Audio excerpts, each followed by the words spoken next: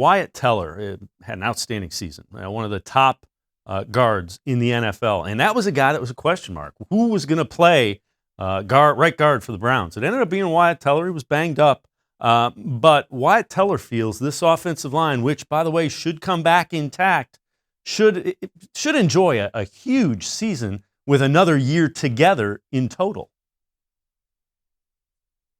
Year in the system to do what we did, to have the performances we had on the offensive line, like I said, is a good thing. And while it sucks, to go out the way we did, like I said, it shows a lot of promise, and I'm looking forward to it. To the off season, to getting stronger, to taking the similar steps that I took last year to replicate the success. And then get back. I mean, like the guy said, like we will be back, and I truly believe that.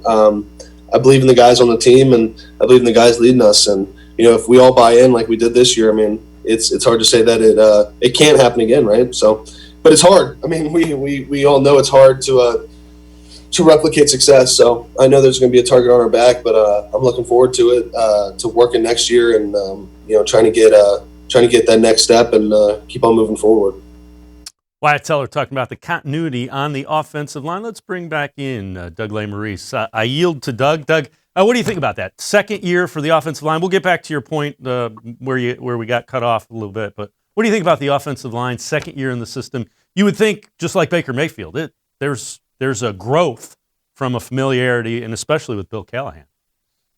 I mean, on one hand, I'm not even sure what you could ask of them more, right? It's like how could they play better, but they will play better.